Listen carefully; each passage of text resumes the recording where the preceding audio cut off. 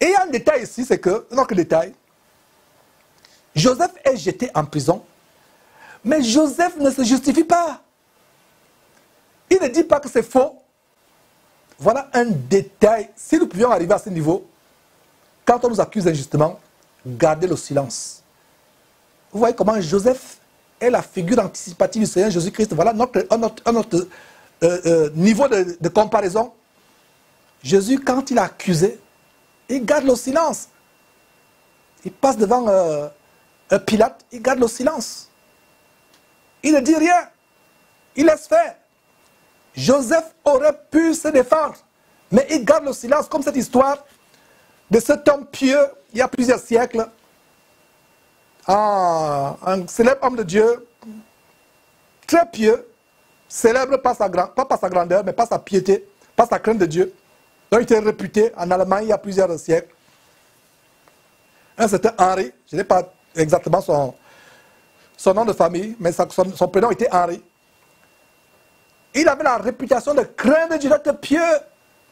Voilà comment le monde le reconnaissait dans le quartier où il vivait. Et un jour, on cogne à sa porte. Une femme se présente avec un bébé. Le bébé qui a haute voix. Voilà le fruit de ton adultère avec moi. Prends-le et garde-le. Les voisins du quartier écoutaient. Et en quelques secondes, la nouvelle s'est répandue comme un feu de brousse. Que cet homme, qui paraissait être pieux, qui paraissait condamner tout le monde, savez-vous qu'il a commis l'adultère avec cette femme? Et voilà l'enfant. La femme est venue déposer le bébé. Pourtant, cet homme ne connaissait pas cette femme. Il ne l'avait jamais rencontrée. Qu'est-ce qu'il a fait? Il a pris le bébé, il l'a mené avec lui dans la maison. Cet homme n'était pas marié, il était seul. Il a fermé la porte derrière lui. Et il a élevé l'enfant comme le sien. Il ne s'est pas justifié. Voilà comment sa réputation a été ternie. Ternie. Voilà comment Joseph a sa réputation ternie, mais il ne s'est pas plaint. Il n'a même pas dit à son maître, c'est faux ce qu'elle dit. Il est resté tranquille. Est-ce que nous pouvons arriver à ce niveau-là? Donc voilà comment cet Allemand, Henri, cet homme pieux, il n'a rien dit. Sa réputation a été ternie. Les gens qui auraient pu aller vers lui pour qu'il leur prêche la parole, tout le monde s'est retiré de lui. Il a pris le soin d'élever cet enfant selon la voie du Seigneur. Plus tard, la femme se pointe, elle a eu la conviction du péché dans son cœur. Des années plus tard, la femme était déjà même grande. Elle est revenue dans le même quartier, criait à haute voix ce qu'elle avait fait. Elle dit, cet homme est un homme bien, j'ai eu la conviction dans mon cœur de venir me repentir publiquement. Tout ce que j'ai fait, c'était un montage. Je ne le connais pas.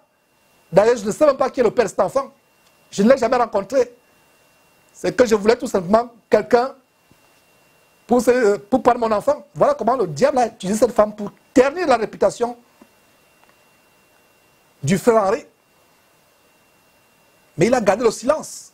Mais un jour, peut-être 10 ans, 15 ans, 20 ans plus tard, Dieu s'est occupé de rétablir sa réputation. Il n'y a pas plus grande chose pour un homme de perdre sa réputation, d'avoir sa réputation éclaboussée, comme le cas de Joseph. Mais Joseph a gardé le silence. Lisez-vous qu'il s'est justifié. Lisez-vous qu'il a contesté. Exactement comme Jésus-Christ. Il a gardé le silence. Il a dit de Jésus-Christ comme un agneau muet compté dans la boucherie. Sans parler. Donc voilà Joseph qui se retrouve en prison. Un homme tellement bon. Voilà donc le détail de la vie de Joseph. Et c'est tout naturellement au verset 21 que l'Éternel fut avec Joseph. Il étendit sur lui sa bonté. Il le mit en faveur aux yeux du chef de la prison.